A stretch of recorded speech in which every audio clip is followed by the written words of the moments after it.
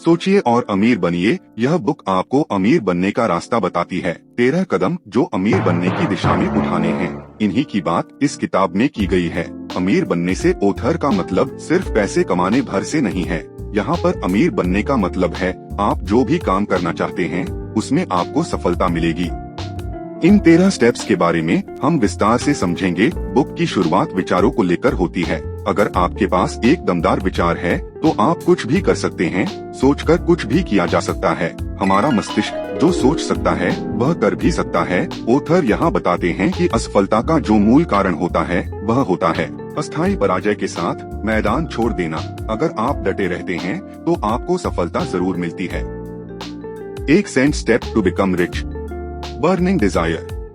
सभी उपलब्धियों का शुरुआती कदम होता है सफल होने की इच्छा। यही हमारा पहला कदम है। यहाँ पर ऑथर कहते हैं कि इच्छा ही सब कुछ है। दौलत निश्चित रूप से आती है अगर उसे हासिल करने की इच्छा हो। ऐसी इच्छा जो हमारे दिलों दिमाग पर हावी हो जाए, यह एक स्थायी मानसिक अवस्था बन जाए, फिर इसके पीछे लगन से जुटकर उसे हासिल किया जा सकता है। हमारी जो प्रबल इच्छा होती है वह मूर्त रूप लेने का रास्ता खोज लेती है। ऑथर का छोटा बेटा जन्म से गूंगा और बहरा था। डॉक्टरों ने कहा था कि वह कभी भी ठीक नहीं हो सकता, लेकिन नेपोलियन हिल और उनकी पत्नी की प्रबल इच्छा थी कि वह बोले। फिर कई सालों बाद ऐसा हुआ भी। यहाँ ऑथर अपनी प्रबल इच्छा की ताकत बताता है जिसके चलते उनका बेटा पूर्ण रूप से स्वस्थ हो गया। मस्तिष्क की कोई सीमा नहीं होती सिवाय उन सीमाओं के जिन्हें हम मान लेते हैं। 2 एंडी step to become rich. Faith. आस्था जो हमारी इच्छा को हासिल करने का विश्वास देती है। सकारात्मक भावनाओं में जो सबसे सशक्त भाव होते हैं वह 3 तरीके के होते हैं। आस्था, प्रेम और वासना।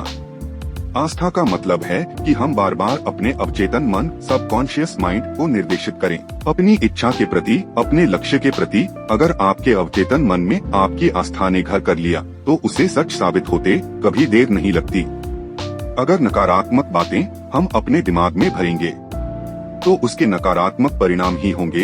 यदि सकारात्मक निर्देश हम अपने दिमाग को देंगे तो उसके सकारात्मक परिणाम होंगे। आपका जो भी लक्ष्य है उसे लिखें, उसे बार बार दोहराएं ताकि उसका एक स्पष्ट चित्र आपके दिमाग में बन जाए। जैसे कि आपको कोई बंगला बनाना है तो उसका एक स्पष्ट चित्र आपके दिमाग में होना चाहिए। आपका यह ड्रीम हाउस कैसा होगा, किन किन सुविधाओं से युक्त होगा। 3 RD step to become rich. Auto suggestion. आत्म सुझाव का मतलब है खुद के दिमाग को समझाना। आप जो भी लक्ष्य हासिल करना चाहते हैं उसे अपने सबकॉन्शियस माइंड यानी अवचेतन मन में कैसे डालें। इसके लिए यहाँ नेपोलियन हिल 3 सुझाव दे रहे हैं। पहला, अपने लक्ष्य को एक कागज पर लिखें। दूसरा, इसे 7 अलग अलग जगहों पर बैठकर दोहराएं। तीसरा, इस काम को सुबह और शाम दोनों समय पर करें। आपको यह भी ध्यान रखना है कि आप जो शब्द बोल रहे हैं वह भावपूर्ण होने चाहिए। बिना भावों के आपका अवचेतन मन उन बातों को कभी भी नहीं मानेगा। हर मुश्किल, हर असफलता, हर दुख में इसके बराबर या इससे भी बड़ा लाभ छुपा होता है। 4 H step to become rich. Specialised knowledge.